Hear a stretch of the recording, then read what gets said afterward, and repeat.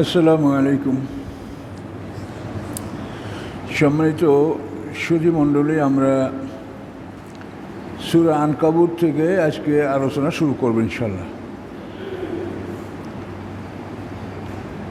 আউযু বিল্লাহি মিনাশ শাইতানির রাজিম। বিসমিল্লাহির রহমানির রহিম।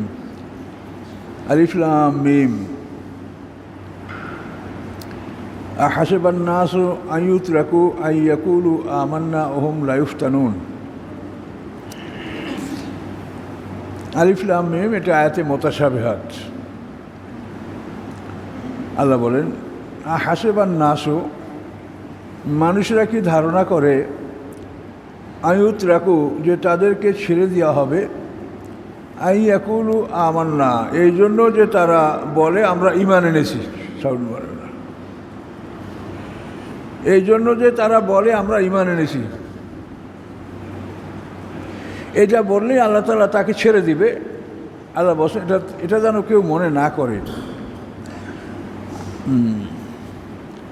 আই ইয়াকুলু আমান্না ওয়া হুম লা ইফতানুন, তাদেরকে পরীক্ষা করা হবে না, এটা যেন মানুষ মনে না করে।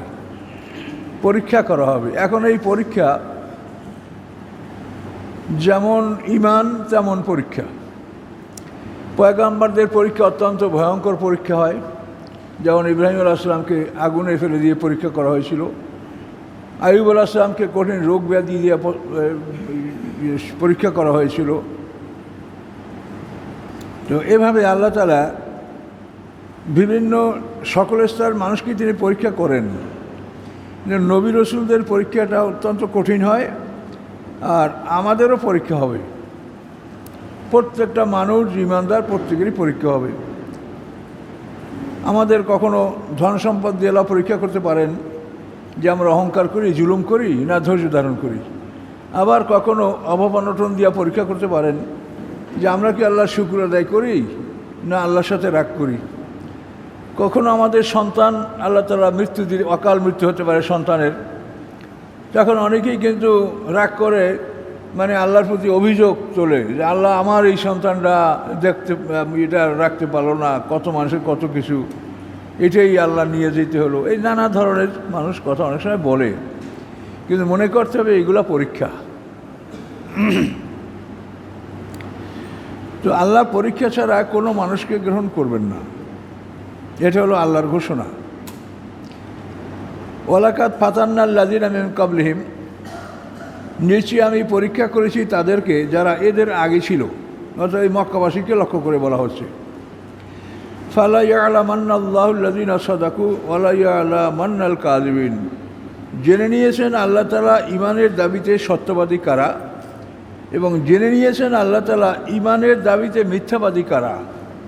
এটা আল্লাহ জেনে নিয়েছেন, এটা আল্লাহ অবশ্যই, এটা আল্লাহ তার দায়িত্ব, এটা করবেন, এটা তার ঘোষণা। তো পরীক্ষা কীভাবে হবে, আপনি 18 পারায় যেটা আপনারা ইতিপূর্বে পড়ে আসেন, কাদ আফলাহাল মুমিনুন আল্লাযীনা ফি সালাতিহিম খাশিউন ওয়াল্লাযীনা লিল লাগবি মা'রিদুন, সেখানে 8টা পয়েন্ট উল্লেখ করা হয়েছে যে মুমিনদেরকে পাশ করতে হলে এই কাজগুলি করতে হবে। তো আমাদের মোট কথা হলো যে কোরআন মাজিদে যতগুলি কথা আছে প্রত্যেকটা সম্পর্কে আমাদেরকে প্রশ্ন করা হবে এবং আমাদের এগুলো জবাব দিতে হবে।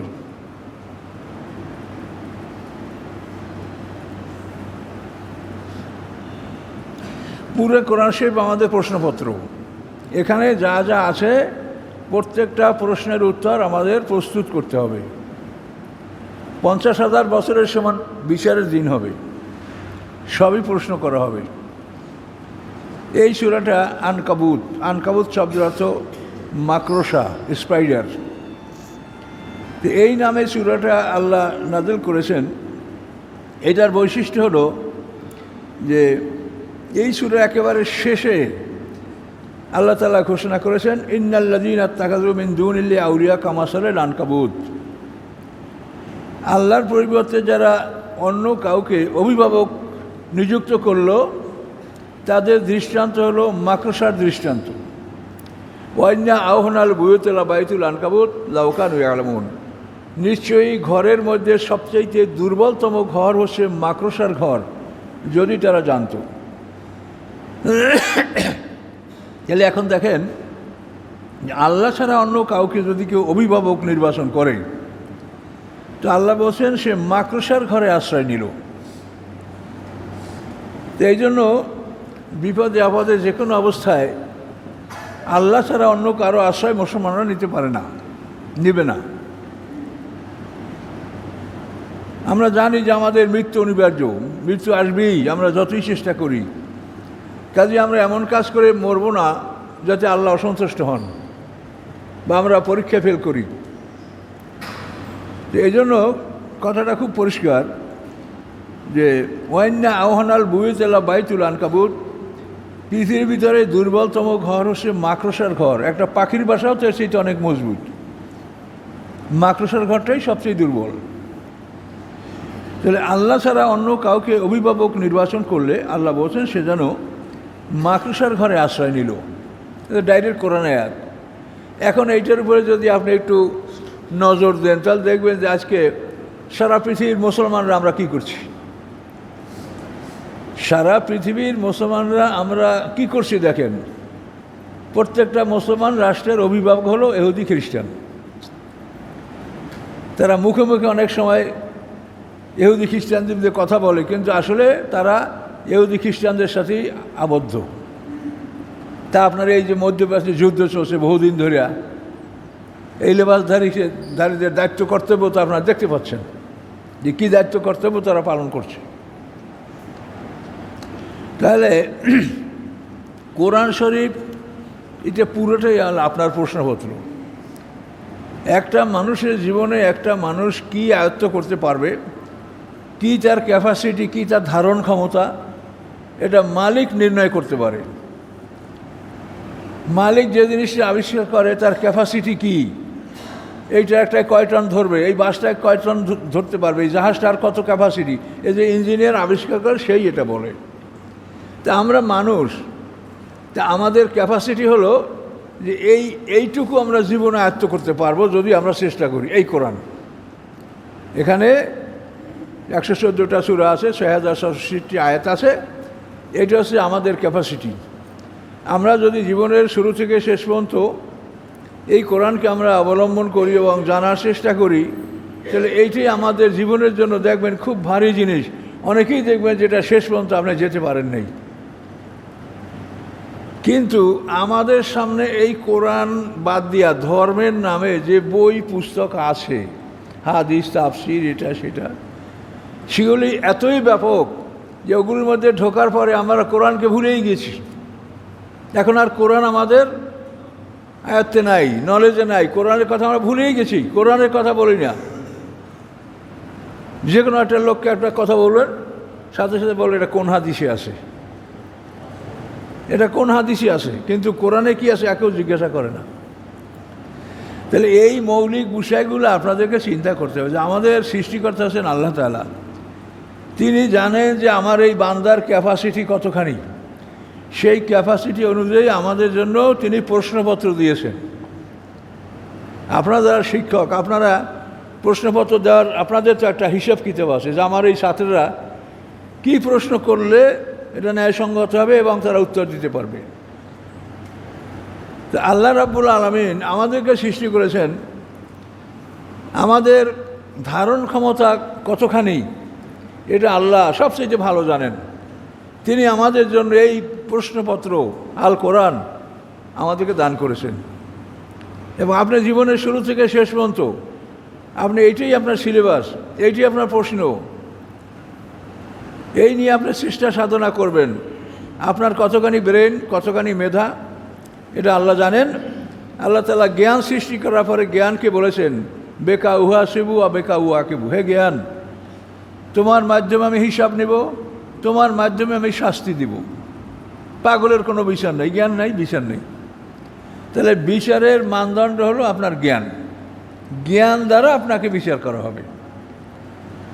সোজা কথা, এগুলো তো বুঝতে আপনার কষ্ট হয় না। পাগলের জ্ঞান নাই, তার কোনো বিচার নেই। তাহলে বিচারের মূল বিষয়টা হলো যে জ্ঞান। এখন কার কতখানি জ্ঞান আছে সেটা মালিক ভালো জানেন। কাজে মালিক বিচারের ক্ষেত্রে জুলুম করবেন না। যে হিসাব আমার হবে সেই হিসাব আপনাদের হবে না, আপনাদের হিসাব অনেক হালকা হবে তার সাথে। আমার হিসাব আমি মনে করি অনেক জটিল হবে, যে আমাকে আল্লাহ তাআলা সামান্য জ্ঞান দান করছেন, আমি এটার হক কী আদায় করেছি, আমি কতখানি এটা দায়িত্ব পালন করে আল্লাহর কাছে গেছি, এটা আমাকে এটা জিজ্ঞাসা করা হবে। এইভাবে প্রত্যেকটা জ্ঞানী মানুষ, প্রত্যেকটা দায়িত্বশীল মানুষ, আপনারা যে যেখানে দায়িত্বে আছেন, কেউ ডিজি, কেউ ডিসি, কেউ এসপি, ডিআইজি, যে যেখানে আছেন, শিক্ষা অফিসের যেখানে যে দায়িত্বে আছেন, এই আপনার দায়িত্ব সম্পর্কে আপনার জ্ঞান দ্বারা আপনি কি করেছেন এটা আপনাকে জিজ্ঞাসা করা হবে। তাহলে এই কোরআন যে আমাদের জন্য একমাত্র কিতাব, এই কোরআনকে আমরা কি করছি, বর্তমান দুনিয়া অবস্থাটা কি চলছে সেটা আপনারা দেখেন। কি আমরা করতে পারবো? আমাদের বলা ছাড়া কিছু আছে করার? বলেন। এই কোরআনে আল্লাহ বলছেন, লা তাত্তাখিযুল ইয়াহুদা ওয়ান নাসারা আউলিয়া, ইহুদি খ্রিস্টানদেরকে তোমরা অভিভাবক বানিও না। আমাইয়া তাওয়াল্লাহু মিনকুম ফাউলাইকা মিনহুম, তোমাদের মধ্যে হতে যারা ইহুদি খ্রিস্টানদেরকে বন্ধু হিসেবে গ্রহণ করবে তারা তাদের মধ্যেই গণ্য হবে, অর্থাৎ তারা ইহুদি খ্রিস্টান বলেই গণ্য হবে। ডাইরেক্ট কোরআন, এখানে কোনো তাফসিরও না, ব্যাখ্যাও না, ডাইরেক্ট আয়াতে মুহকাম, স্পষ্ট আয়াত। তো কোরআনে এই বিষয়গুলি স্পষ্ট থাকার পরে আমরা কিভাবে আশা করতে পারি যে ইহুদি খ্রিস্টানদের সাথে বন্ধুত্ব করে আমরা ভেসে যাব? বলেন। তাহলে এই চিন্তাটা মুসলমানদের মধ্যে আসছে না কেন? মুসলমানদের এই পৃথিবীটা তাদের কাছে এতই ভালো লাগলো যে এই পৃথিবীকে অর্জন করার জন্য তারা যা ইচ্ছা তাই করতে পারছে।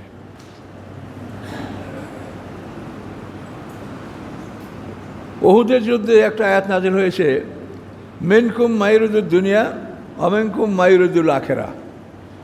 এই আয়াতটা নাজিল হয়েছে উহুদের যুদ্ধে, যে আল্লাহ রসুল 50 জন তীরন্দাজ, আর্চারি, মানে যারা তীর নিক্ষেপ করতে পারদর্শী, তাদেরকে রুমাত পর্বতে বসায় দিয়েছিলেন যে আমরা জিতি কি হারি এখান থেকে তোমরা নড়বে না, আমার আদেশ পাওয়ার আগে নড়বে না।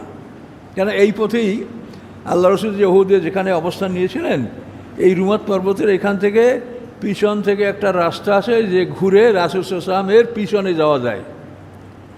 এই রাস্তাটাকে আল্লাহ রসুল বন্ধ করেছেন 50 জন তীরন্দাজ দিয়া, যে এই পথে যেন আবার আমাদের পিছনে শত্রুরা আসতে না পারে। তো আব্দুল্লাহ ইবনে জুবাইরের নেতৃত্বে এই 50 জন লোক সেখানে ছিল। প্রথম পর্বে মুসলমানরা উহুদের যুদ্ধে জিতে গেলেন। মুশরিকদের আবদেদার বংশ, অর্থাৎ খালেদ ইবনে ওলীদের বংশ হল আবদেদার বংশ, আর আমাদের রাসূল হলো আব্দে মান্নাফ এর বংশ। আব্দে মান্নাফ আবদেদার দুই ভাই। এই আবদেদার বংশের 10 জন সেনাপতি সবই মারা গেছে প্রথম পর্বে উহুদের যুদ্ধে। মুসলমানরা জিতে গেছে। এখন জিতে যাওয়ার পরে মাঠের ধন সম্পদ কুড়ানো হচ্ছে। এই দৃশ্য দেখে ওই 50 জন লোক তারা সেনাপতিকে বলে যে আল্লাহ রসুল তো আমাদেরকে যুদ্ধকালীন অবস্থা এখানে থাকতে বলছেন, যুদ্ধ শেষ হয়ে গেছে, সবাই মালামাল সংগ্রহ করে, তো আমরা কিছু সংগ্রহ করব না? কিন্তু সেনাপতি বলে যে না, আল্লাহ রসুল বলছেন যে আমরা জিতি কি হারি কোনো অবস্থায় আমার আদেশের পূর্বে তোমরা এই জায়গা ত্যাগ করবে না। কোনো হাদিসে এভাবে বর্ণনা আছে, আল্লাহ রসুল বলছেন যে তোমরা যদি দেখো যে আমাদের লাশগুলি পাখিতে খাচ্ছে ছিঁড়ে ছিঁড়ে, তারপরেও তোমরা ওই জায়গাটা ত্যাগ করবে না। তো এখন ওই যুদ্ধের প্রথম পর্বে যখন জিত হয়ে গেল, মুসলমানরা ওখান থেকে 50 জনের 38 জন বাইরে আসলো। 12 জন ছিল সেনাপতির অধীনে, 12 জন ছিল, আর 38 জন বের হয়ে আসলো। খালেদ ইবনে ওলীদ তখন ইসলাম গ্রহণ করেন নাই। তিনি 200 ঘোড়সওয়ারের সেনাপতি ছিলেন উহুদের যুদ্ধে। খালেদ ইবনে ওলীদ কিন্তু বিচক্ষণ সেনা, এদের জাত বংশটাই হলো সেনাপতি বংশ। খালেদ ইবনে ওলীদের বংশ, এই বংশটাই সেনাপতি বংশ। তো উনি অনুসন্ধান করতে লাগলেন যে বিকল্প কিছু আছে কিনা। তখন ওই পথে, রুমাতের ওই পথে আইসা উনি দেখে যে মাত্র 12 জন লোক। খালেদ ইবনে ওলীদ আক্রমণ করলেন, 12 জনকে শহীদ করে দিলেন। দিয়া ওইখান থেকে পিছন থেকে খালেদ ইবনে ওলীদ ওই রাস্তা ধইরা উহুদ পাথরের উত্তর দিকে এই পিছন থেকে ঘুরে আল্লাহ রসুল যেখানে এই পিছনে পুষে গেল খালেদ ইবনে ওলীদের এই বাহিনী। আল্লাহ রসুল দেখে অবাক হয়ে গেলেন। আল্লাহ রসুল বলেন যে এখন যদি আমি আমার লোকজনকে ডাকি তো আমার ডাক মুসলমানরা শোনার আগে মুশরিকরা শুনতে পাবে। এই ভয়ঙ্কর অবস্থায় খালেদ ইবনে ওলীদ যখন পিছন থেকে আক্রমণ করলেন তখন মহাবিপদ শুরু হয়ে গেল। আল্লাহ রসুল শহীদ হয়ে যাবেন এরকম অবস্থা হয়েছিল। 27 জন সাহাবী সেখানে উপস্থিত ছিলেন আল্লাহ রসুলের কাছে। তারা আল্লাহ রসুলকে মাঝখানে রেখে চতুর্দিকে গোল হয়ে দাঁড়ায় গেলেন। যত তীর তলোয়ার তারা হাত পেতে বুক পেতে এগুলো গ্রহণ করতে লাগলেন। এবং সেই সময়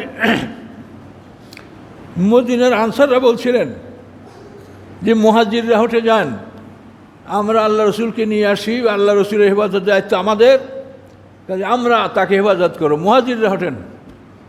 সব আনসাররা আল্লাহ রসুলকে ঘিরল এবং এই ইহুদের যুদ্ধের ফলাফলটা দেখা গেল যে সেখানে 70 জন লোক শাহাদাত বরণ করছে, তার মধ্যে 64 জন আনসার, 70 জনের 64 জন আনসার, 6 জন মুহাজির। তো এখানে এই ঘটনার প্রেক্ষিতে কোরআনে আল্লাহ নাযিল করেছেন মিনকুম মাইয়ুরিদুদ দুনিয়া ওয়া মিনকুম মাইয়ুরিদুল আখিরা, যে তোমরা তোমাদের একদল তোমরা দুনিয়া কামনা করো এবং তোমাদের অপর দল আখিরাত কামনা করে। তো আপনাদেরকে আমি একটা মূলনীতি বলে আসি সবসময় যে কোরআনে যদি 2টা জিনিস উল্লেখ থাকে, প্রথম যেটা আল্লাহ উল্লেখ করেছেন ওইটা সংখ্যায় বড় বেশি। তাহলে মিনকুম মাইয়ুরিদুদ দুনিয়া, তোমাদের মধ্যে কতক দুনিয়া কামনা করে, অমিনকুম মাইয়ুরিদুল আখিরা, তোমাদের কতক পরকাল কামনা করে। তাহলে দুনিয়া কামনাকারীদের সংখ্যা বেশি হবে, আল্লাহ আগে বলছেন। তাহলে এখন ওখান থেকে চলে গেছিল কয়জন? 38 জন, 12 জন ছিল। এই আয়াত নাযিল হওয়ার পরে আব্দুল্লাহ ইবনে মাসউদ রাদিয়াল্লাহু তাআলা আনহু বলেন যে আমি কোনোদিন জানতাম না যে সাহাবীদের মধ্যেও দুনিয়া তলবকারী আছে, সাহাবীদের মধ্যেও দুনিয়া কামনাকারী লোক আছে। এটা আমি কোশ্চিনকালেও আমার ধারণা ছিল না, বিশ্বাস ছিল না। কিন্তু আল্লাহ যখন আয়াত নাযিল করলেন তখন আমি দেখলাম যে আল্লাহ যা বলেন ঠিকই বলেন। তোমাদের মধ্যে তাহলে অধিকাংশই প্রমাণ হলো যে তোমরা দুনিয়া কামনা করো। 38 জন বের হয়ে গেল, 12 জন, এবং এই 12 জনকে শহীদ করে দিয়ে খালেদ ইবনে ওলীদ আল্লাহ রসুলকে মহাবিপদে ফেলে দিয়েছিলেন উহুদের যুদ্ধে। মাঠে তো খবরই হয়ে গেছিল যে আল্লাহ রসুল শহীদ হয়ে গেছেন। আল্লাহ রসুল একটা কুয়ার গর্তের মধ্যে পড়ে তার হাঁটুর সাল চলে গেছিল। তারপর উতবা বিন আবি ওয়াক্কাস আল্লাহ রসুলকে পাথর আঘাত করছিল। তো ইবনে কুমা আল্লাহ রসুলকে তলোয়ার আঘাত করেছিল। এই সব মহাবিপদ হয়েছিল কেন? যে রাসূলের কথা তারা অমান্য করেছে। এবং আল্লাহ আয়াত নাযিল করলেন কি যে মিনকুম মাইয়ুরিদুদ দুনিয়া, তোমাদের কতক দুনিয়া কামনা করে, তোমাদের কতক পরকাল কামনা করে। তাহলে এখন এই দুনিয়া কামনা করা তারা তো ছিল সাহাবী, আর এখন যারা আমরা আছি আমরা কি আছি বলেন?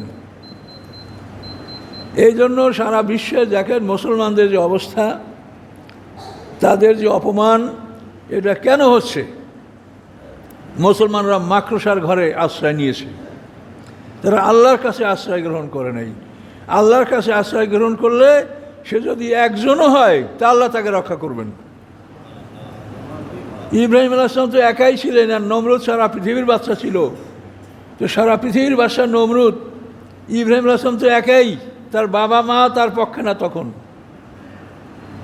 তাই ইব্রাহিম আলাইহিস সালামকে তো নমরুদ মারতে পারে নাই, একাই ছিলেন, আল্লাহ তাকে সাহায্য করেছেন। আমাদের মুহাম্মদ সাল্লাল্লাহু আলাইহি ওয়াসাল্লামকে আল্লাহ এভাবে সাহায্য করেছেন। দারুন নুজায় পরামর্শ হলো যে আজ রাতকে মুহাম্মদ সাল্লামকে হত্যা করা হবে। সকল কুরাইশ পরিবারের স্বাস্থ্যবান শক্তিশালী যুবক খোলা তলোয়ার নিয়ে আল্লাহ রসুলের বাড়ি ঘেরাও করলেন। আল্লাহ কি বললেন? আবরামু আমরান ফাইন্না মুবরিবুন, ওরা একটা কাজের সিদ্ধান্ত গ্রহণ করেছে, আমিও সিদ্ধান্ত গ্রহণ করেছি।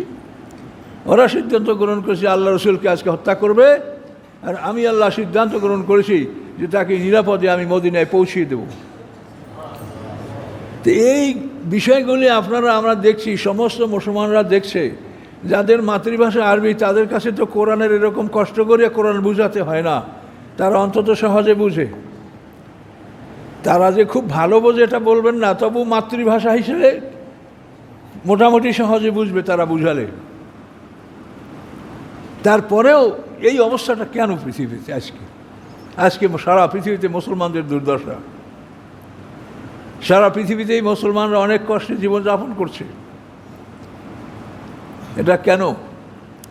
আল্লাহ তাআলা কোরআন পাকে যে স্পষ্ট কথাগুলি বলে দিয়েছেন, ইন্না আশাদ্দান নাসি আদাওয়াতাল লিল্লাযীনা আমানুল ইয়াহুদা ওয়াল্লাযীনা আশরাকু, মানুষের মধ্যে সবচাইতে কঠিন দুশমন মুসলমানদের দুটা জাতি।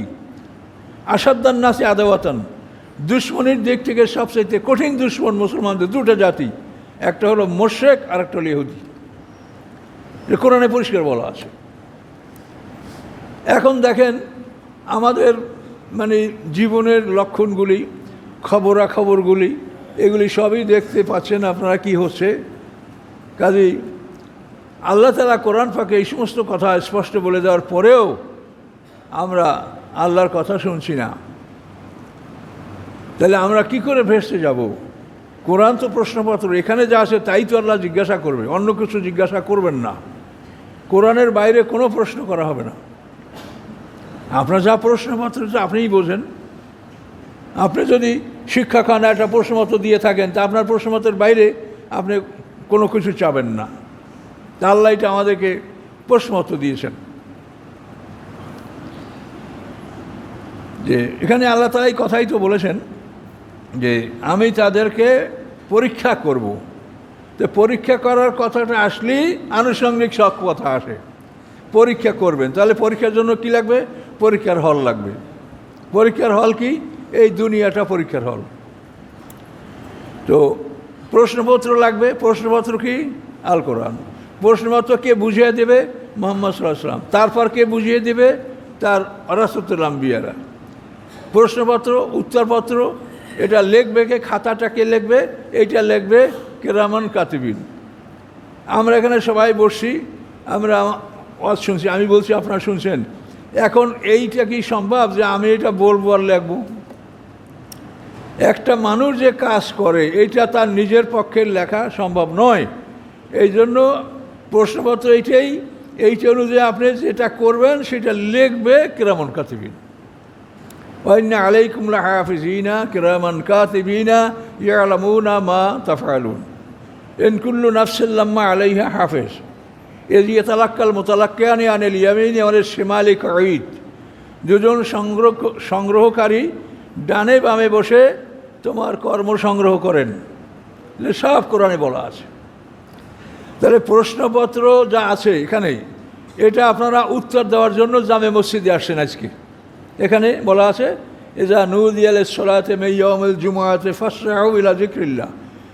জুমার দিনে যখন তোমাদেরকে ডাকা হয় সালাতের জন্য, তোমরা দ্রুত চলে আসো, বেচাকিনা বর্জন করো। এটা কোরআনে বলেছে, যার জন্য আপনারা এখানে আসছেন। তাহলে এই প্রশ্নপত্রে যা আছে তাই আপনি করবেন। এবং এইটার সাথে সাথে কিরামান কাতিবিন ফেরেশতা আপনার পক্ষ থেকে লিখে নিচ্ছে। তাহলে আপনি এখন টোটাল অবস্থাটা দেখেন।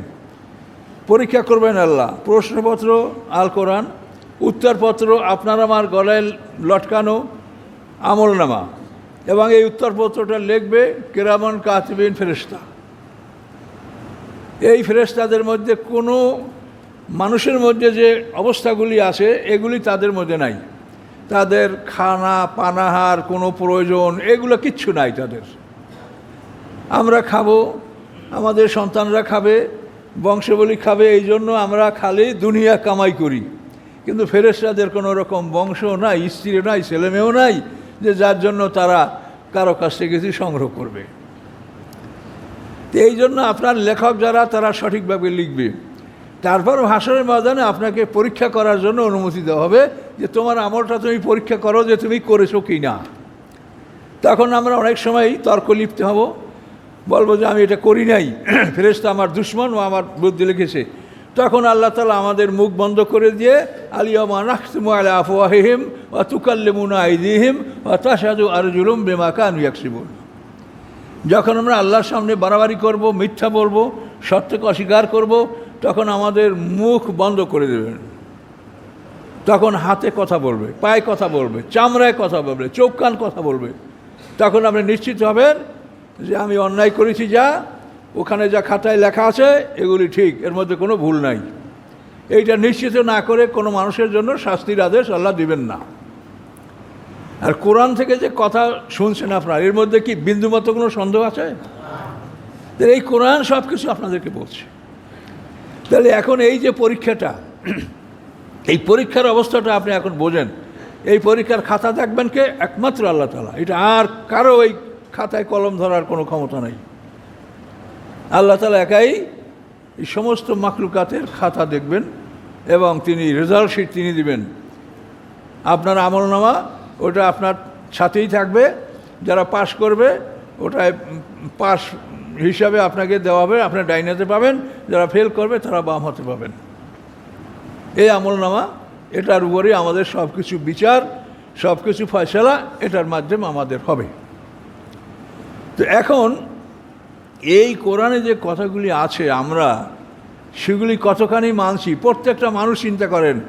আপনি দুনিয়ার জন্য বিএমএ পাশ করেন, আমরাও তো লেখাপড়া করছি দুনিয়ার জন্য। আমরা কি ওইটা বুঝেছি যে আমরা এটা কি হই? আমরাও তো তখন মনে করছি এটা পড়তে হবে, পাশ করতে হবে, ভালো ডিভিশন নিতে হবে। কিন্তু আসলে যে আমাদের জন্য আল্লাহ তাআলা যে এই প্রশ্নপত্রটা নির্ধারণ করেছেন, এবং কোনো মানুষের জীবন শুরু হয় না এই পৃথিবীতে। এই পৃথিবীতে কোনো মানুষের জীবন শুরু হয় না।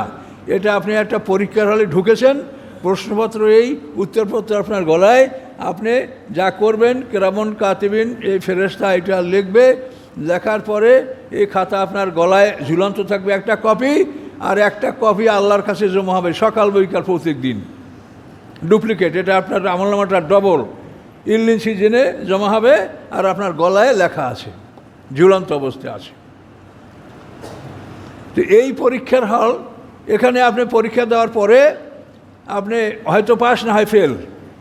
এইটা হয়ে যাওয়ার পরে এই মানে সকলের পরীক্ষা হয়ে যাওয়ার পরে পরীক্ষার হলটাকে ভেঙে দেওয়া হবে। এই পরীক্ষার হলটাকে ভেঙে দেওয়ার নাম হচ্ছে কিয়ামত। কি কথা বলতে পারছেন? আপনারা যখন ছেলেদের পরীক্ষা নেবেন, তার রুমের পার্টিশনগুলো ভাঙে ভাঙে আপনারা বিরাট হল করেন পরীক্ষার জন্য। আবার পরীক্ষা শেষ হয়ে গেলে আবার রুমগুলো যে নিয়ম আছে সেই রুমে করেন। তো আমাদের এইখানের পরীক্ষা শেষ হয়ে গেলে আল্লাহ তাআলা আমাদেরকে এই মাঠে আর রাখবেন না। এই মাঠকে ঘুরা ঘুরা করে দেওয়া হবে। আর যারা যারা পরীক্ষা দেবে, পরীক্ষা দেওয়ার পরপরই তাদেরকে সংরক্ষণে নেওয়া হবে। যার পরীক্ষা শেষ, পরীক্ষা হওয়ার পরেই তাকে সংরক্ষণে নেওয়া হবে। সেই সংরক্ষণের জায়গাটা হলো কি? বারজাক। অমে ওয়ারাহিম বারজাকুন ইলা ইয়াউমে ইবআসুন। পরীক্ষার পর আমাদেরকে পর্যায়ক্রমে সব বরজাকে একটা করা হবে, সব জমা করা হবে। সবার পরীক্ষা শেষ হয়ে যাওয়ার পরে পরীক্ষার হল ভেঙে দেওয়া হবে। ভেঙে দেওয়ার পরে বিচারের জন্য, রেজাল্ট শিট দেওয়ার জন্য একটা দিন নির্ধারণ করা আছে। সেটা কোরআন পাকে আল্লাহ বলেছেন মেকদারু খামসিনা আলবাসানা। সেই দিনটার পরিমাণ হলো 50,000 বছরের সমান একটা দিন। ডাইরেক্ট কোরআন, এর মধ্যে কোনো দুর্বলতা নাই। সেই দিনে আমরা ফলাফল গ্রহণ করার জন্য হাসরের ময়দানে সবাই উপস্থিত থাকব। সেখানে আমরা ফলাফল পাওয়ার পরে 50,000 বছরের দিন পার হয়ে যাবে। ফলাফল পাওয়ার পরে ডান হাত বাম হাত, একদল ডান হাতে আমলনামা পাবে, আর একদল পাবে বাম হাতে। এই ফলাফলটা নিয়ে আমরা দুইটা ঠিকানায় যাব। একটা হলো জান্নাত, আর একটা জাহান্নাম। এবং এইখানে ঢোকার পরে আমাদের এক একটা দিন হবে ওয়াইন্না ইয়াওমান ইনদা রব্বিকা কা আলফি সানাতে মিম্মা তাউদ্দুন। তোমরা যেভাবে গণনা করো সেই হিসাবে তোমাদের একটা দিন হবে 1000 বছরের সমান। এই 1000 বছরের সমান দিনে আমরা এই দুইটা ঠিকানায় ভাগ হয়ে যাব, জান্নাত এবং জাহান্নাম। এইখানে হলো আমাদের জীবন শুরু। এই পৃথিবীতে আমাদের জীবন শুরু হয় নাই। এখানে আপনারা আমরা 10 তলা 5 তলা যাই করি, যা কিছু জোগাড় করি, যত ব্যাংক ব্যালেন্স করি, কিছুই না। আপনাকে যখন বলবে যে বাইর হও, তখন আপনি দেখবেন যে কোনো কিছু বলার ক্ষমতা আপনার নাই, বাইর হবেন কি না, হব কি না আমি? তাহলে এই পৃথিবী এটা বসবাসের জায়গা নয়, এটা পরীক্ষার হল। আপনি এই কথা বিশ্বাস করছেন কি না সেটা ভেবে দেখেন। আপনারা যারা এখানে আসেন তারা কি এই কথাটা বিশ্বাস করতে পেরেছেন যে আমরা এই পরীক্ষার হলে আছি, পরীক্ষা দেওয়ার পরে আমরা আমাদের ঠিকানায় যাব? আল্লাহর সৃষ্টি তিন প্রকার, ক্ষণস্থায়ী, দীর্ঘস্থায়ী, চিরস্থায়ী। তো মানুষ হচ্ছে আল্লাহর সৃষ্টি চিরস্থায়ী, অনন্তকাল থাকবে মানুষ। কতদিন থাকবে? মা দামাতিস সামাওয়াতু ওয়াল আরদু আতান গায়রা মাজুস। সূরা হুদের মধ্যে আল্লাহ তাআলা বলেন যে আকাশ পৃথিবী, অর্থাৎ এই পৃথিবী ধ্বংস হয়ে যাওয়ার পরে যে নূতন জগৎ সৃষ্টি হবে, সেই জগতের আকাশ পৃথিবী যতদিন থাকবে প্রত্যেকটা মানুষের হায়াত ততদিন হবে। মা দামাতিস সামাওয়াতু ওয়াল আরদ, ওই আকাশ, ওই পৃথিবী, এই চন্দ্র সূর্য নয়। এই চন্দ্র সূর্যের অ্যাকশনটা হলো যে আমরা বুড়ো হয়ে যাচ্ছি, দুর্বল হয়ে যাচ্ছি, ছোটরা বড় হচ্ছে, ফল হচ্ছে, বড় হচ্ছে, পাকছে, নষ্ট হচ্ছে। কিন্তু জান্নাতে যে চন্দ্র সূর্য, সেখানে যে ব্যবস্থাপনা, সেখানে এইটা হবে না। আপনার জন্য গেলমান রাখা হচ্ছে, চিরকিশোর গেলমান, এরা বড় হবে না, হাজার হাজার কোটি বছর ওই কিশোর তো কিশোর। আপনার স্ত্রী কুমারী তো কুমারী, আপনি যুবক তো যুবক। এই চন্দ্র সূর্যের অ্যাকশনে যে পৃথিবীতে একটা পরিবর্তন ঘটে, ওখানে সেই পরিবর্তনটা ঘটবে না। এইরকম একটা জগতের জন্য আমাদেরকে আল্লাহ সৃষ্টি করছেন, সেখানে ঢুকাবার আগে আমাদেরকে পরীক্ষার হলে ঢুকাচ্ছেন যে এখানে তুমি পরীক্ষা দাও, তোমার পরীক্ষার ফলাফলের উপর নির্ভর করবে যে তুমি ডানে যাবে না বামে যাবে। জায়গা দুটাই। আমি তো আপনাদেরকে বহুবার বলছি যে আল্লাহ কোরআন পাকে বলছেন যে মানুষ হলো দুই দল, মোমেন এবং কাফের। আপনারা 72, 73, 170 যত দল গণেন, এগুলা কোনো আপনাদের বিষয়, এটা আল্লাহর কাছে আর কোনো অনুমোদন নাই। মানুষ দু দল, মোমেন কাফের। এখন মোমেন যারা, তাদের জন্য পরীক্ষা, কাফেরদের জন্য পরীক্ষা। এই বইটা যদি একজন অমুসলিম পড়ে এবং এটা তার পরীক্ষার বিষয়টা চিন্তা করতে পারে, নিষেধ নাই। কিন্তু মোমেনরা এটা তার অভুক্ষিত হয়, অন্যরা অভুক্ষিত হয় না। তো সম্মানিত সুধী, আমরা সূরার শুরুতে আমরা বেশি দূর আগাতে পারছি না, যেহেতু আল্লাহ বলছেন যে আমি পরীক্ষা না করে তাদেরকে আমি গ্রহণ করব না। আমি ইতিপূর্বে যারা ছিল তাদেরকে আমি পরীক্ষা করেছি, এবং আল্লাহ তাআলা এই পরীক্ষার মাধ্যমে জেনে নিয়েছেন যে ঈমানের দাবিদার যারা, তারা সত্য কারা এবং মিথ্যাবাদী কারা। পৃথিবীতে সাধারণত ঈমানের পরীক্ষাটা হয় যুদ্ধের মাধ্যমে, জিহাদ ফি সাবিলিল্লাহ। যারা মোমেন তারা আনন্দ সহকারে যুদ্ধের মাঠে যায়, আর যারা মুনাফিক তারা পালাতে শুরু করে, ওজর পেশ করে।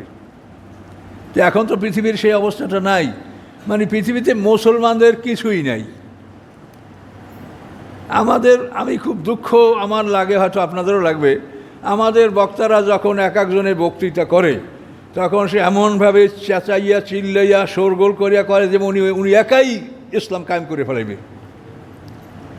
এগুলো কি ঠিক? ইসলাম কায়েম করার জন্য আপনাকে শত শত বছরের প্ল্যান নিয়ে চিন্তা ভাবনা করে আপনাকে আগাতে হবে। এই দুনিয়াটা কি ওইরকম সোজা মনে করছেন আপনি চেঁচান? আর এই জন্য বিধর্মীরা গুরুত্বও দেয় না, জানে যে ও চেঁচান পর্যন্তই শেষ। আর যদি আপনাকে গুরুত্ব দিত তাহলে আপনার অবস্থা খারাপ হয়ে যেত। তাহলে দেখতেন যে আপনার বিরুদ্ধে কত ষড়যন্ত্র, কত প্ল্যান, কত কিছু চলছে। কাজে এইগুলো আলেম ওলামারা তারা বুঝতেছে না যে এই জিনিসটা এত সোজা নয়। আল্লাহ রসুল তার জীবনে কি কষ্টটা করেছে সেটা আপনি দেখেন। 8.5 বছরে 85টা যুদ্ধ করেছেন আল্লাহ রসুল। হিজরতের 18 মাস পর বদরের যুদ্ধ হয়েছে, তাহলে 18 মাস গেলে থাকে সামনে 10 বছরে 8.5 বছর। এই 8.5 বছরে আল্লাহ রসুল 85টা যুদ্ধ করেছেন এবং 27টা যুদ্ধে নিজে সেনাপতি হয়েছেন। এই কষ্ট করে আল্লাহর দিন তিনি কায়েম করেছেন। এবং খোলাফায়ে রাশিদিনের পরে ওই যে মিনকুম মান ইউরিদুদ দুনিয়া ওয়া মিনকুম মান ইউরিদুল আখিরাহ, এই দুনিয়া তলব যারা করে তারা আল্লাহ রসুলের দিন, খোলাফায়ে রাশিদিনের যে সুসংহত যে দিন, এটাকে তারা এলোমেলো করে ফেলেছে। শুধু দুনিয়া আর দুনিয়া, এটা এমনই একটা ব্যাপার। হযরত আলী রাদিয়াল্লাহু তাআলা আনহুর পক্ষে মুসলমানরা আস্তে আস্তে কমতে লাগলো। কেন? তিনি ন্যায় বিচারক। রাজকোষের একটা টাকা, একটা দিরহাম, একটা মুদ্রা তিনি অন্যায়ভাবে কাউকে দিবেন না। আলী রাদিয়াল্লাহু ভাই আকিল ইবনে আবি তালেব বলছে যে আমি ঋণ গ্রস্ত ভাইয়া, আপনি রাষ্ট্রপতি, খেলাফতের আপনি খলিফা, আমাকে 1 লক্ষ টাকা ঋণ দেন। আপন ভাই, আকিল ইবনে আবি তালেব। আলী রাদিয়াল্লাহু বললেন যে এটা আমার পক্ষে সম্ভব না, তুমি কাজ করে খাও, যদি না পারো তো তালা ভাঙো মানুষের, আমি তোমাকে এভাবে টাকা চাবো আবার আশ করে টাকা দিবাম, দিতে পারবো না। তখন এই আকিল ইবনে আবি তালেব মুআবিয়ার কাছে গেল, যাই বললো যে আমি ঋণগ্রস্ত, আমাকে সাহায্য করেন। সাথে সাথে মুআবিয়া তাকে 1 লক্ষ দিরহাম দিয়ে সাহায্য করলেন।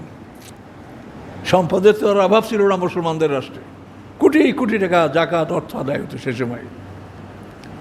তো এখন দেখেন যে আলী রাদিয়াল্লাহু তাআলা আনহু যে পরাজিত হলেন, ধীরে ধীরে লোক তার থেকে সরে যাচ্ছে। কেন? সুবিধা পাওয়া যায় না এখানে, এখানে ন্যায় বিচার, আর অন্যদিকে সুবিধা পাওয়া যায়, কোনো চিন্তা নাই, ভাবনা নাই, কে চাষে রাজনীতি করার জন্য গদি টিকানো, কী লাগবে তা দাও, রাজকোষ খুলে দাও এবং এটা করো। তো এখন আমরা এগুলো সমালোচনা করি না, এবং শুধু আপনাদের বোঝার জন্য 2-1টা কথা বলছি যে আমরা আসলে সবাই আল্লাহর কাছে যাব, তে কোনো সন্দেহ নাই, এবং আমরা হিসাবের সম্মুখীন হব। কাজে এই জন্য আমরা আপনাদেরকে আর কি পরামর্শ আমার দেওয়ার আছে এছাড়া যে আপনারা জীবনের বাকি সময়টা কোরআনের পিছনে ব্যয় করেন। তাহলে আল্লাহর কাছে এতটুকু বলতে পারবেন যে আল্লাহ, আমি যখন বুঝেছি তখন আপনার কোরআন ধরেছি, এবং এরপরে এত সময়ের মধ্যে আপনি আমাকে তলব করেছেন, আমি এটা পারি নাই পুরো আয়ত্ত করতে, এটা আপনার একটা ওজোর থাকবে। কিন্তু কোরআনকে যদি না ধরেন তাহলে যে কী জবাব আপনারা দেবেন সেটা আমি বলতে পারি না, সেটা আপনারা চিন্তা করে দেখেন। প্রশ্নপত্র কিন্তু আপনার আল কোরআন, এটার থেকেই আপনাকে জিজ্ঞাসা করা হবে, এর বাইরে আপনাকে জিজ্ঞাসা করা হবে না। আপনি বিভিন্ন দলীয় বই পুস্তক পড়েন, এগুলো আপনি পড়বেন কিনা সেটা আপনার ব্যাপার, আপনাকে প্রশ্ন করা হবে কোরআন থেকে। কোরআনই আপনার একমাত্র প্রশ্নপত্র, এখানে সব জিনিসের সমাধান আছে। কোরআন বোঝার জন্য আপনি বিভিন্ন গ্রন্থের সাহায্য নিতে পারেন, নোট, কিন্তু মূল গ্রন্থ হচ্ছে আপনার কোরআন। সময় কয়টুকু আছে? 2 মিনিট। তো এই জন্য আমি আর আজকে সামনে আর আগাচ্ছি না। তো আপনারা বিষয়টা বুঝে নেন। আল্লাহ বলছেন পরীক্ষা ছাড়া আমি তোমাদেরকে গ্রহণ করব না। তো পরীক্ষার জন্য প্রশ্নপত্র আর কোরআন। পরীক্ষার হল হচ্ছে এই পৃথিবী। উত্তরপত্র আমল নামা যেটা আমাদের গলায় লটকানো আছে, এটা লেখে কিরামান কাতিবিন। এই উত্তরপত্রটা আমাদের মৃত্যুর সময় এই হল থেকে যখন বের হব, তখন এই উত্তরপত্রটা আমাদের গলার থেকে খুলে রেখে দেওয়া হবে না। দুনিয়ার পরীক্ষার হলে পরীক্ষার পরে যে এক্সামিনি তাকে বের করে দেওয়া হয়, খাতাটা রেখে দেওয়া হয়, কিন্তু আমাদের গলার এই আমলনামাটা রেখে দেওয়া হবে না, এটা গলায় ঝুলতে থাকবে। হাসরের ময়দানে আমরা উঠবো যখন, তখন ওইটা সবারই গলায় ঝুলবে। যাকে পুরানো হয়েছে সে তার গলায় ঝুলবে, যাকে বাঘে কুমিরে খাইছে তার গলায় ঝুলবে। অকুল্লা ইনসানেন আলজান্নাহু তায়রাহু ফি উনুকি, প্রত্যেক মানুষের গলায় তার আমলনামা অনিবার্য, কোরআনের আয়াত। এইটা আমাদের গলায় থাকে কেন? থাকবে এই জন্য যেটা আমার এটার মধ্যে ঢুকবার কিছু নাই, কিন্তু আমার শুভাকাঙ্ক্ষীরা এটার মধ্যে কিছু ঢুকাতে পারে। আপনার মোবাইলে আপনার এক বন্ধু আপনাকে ফ্লেক্সি করতে পারে, বিকাশ করতে পারে, এটা বোঝার জন্য বলছি। তা আমরা আমলনামা নিয়ে যে কবরে যাব, আমাদের আত্মীয় স্বজনরা যারা পৃথিবীতে আছে তারা আমাদের জন্য কিছু আমল পাঠাতে পারে, সম্ভব। যার জন্য আল্লাহ তাআলা পিতামাতার খেদমত, পিতামাতার জন্য দোয়া করা, এবং যেখানে ফরাজ সম্পত্তি ভাগ করা হয়েছে সেখানে আল্লাহ বলছেন লা তাদরুনা আইহুম আকরাবু লাকুম নাফা, যে তোমার সম্পত্তি আমি সবার মধ্যে বন্টন করে দিলাম, যেহেতু তুমি জানো না উপকারের জন্য কে তোমার দিকে আগেই আসবে। তাহলে তা বোঝা যায় যে নিশ্চয়ই পৃথিবীতে যারা আছে তারা মৃত ব্যক্তিদের জন্য দোয়া কালাম করলে এটা তারা পাবে, এটা বোঝা যাচ্ছে।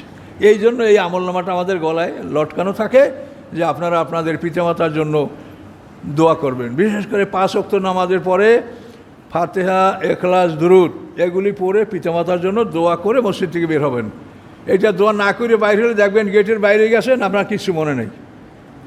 কাজে এই জন্য এই দোয়া আপনারা করবেন, এটা আল্লাহর কোরআনের নির্দেশ। কোরআনে এভাবে বহু আয়াত আছে কোরআনে, আনিশকুল্লি ওয়ালে দাইকা আল্লাহ তাবুদিল্লাহু আবিল ওয়ালিদাইনি হেসানা, অসংখ্য আয়াত আছে ব্যাপারে।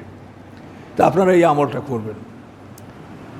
মুর্দগানের নিয়তে, আপনার আত্মীয় স্বজন বংশমের নিয়তে আপনি ফাতিহা, ইখলাস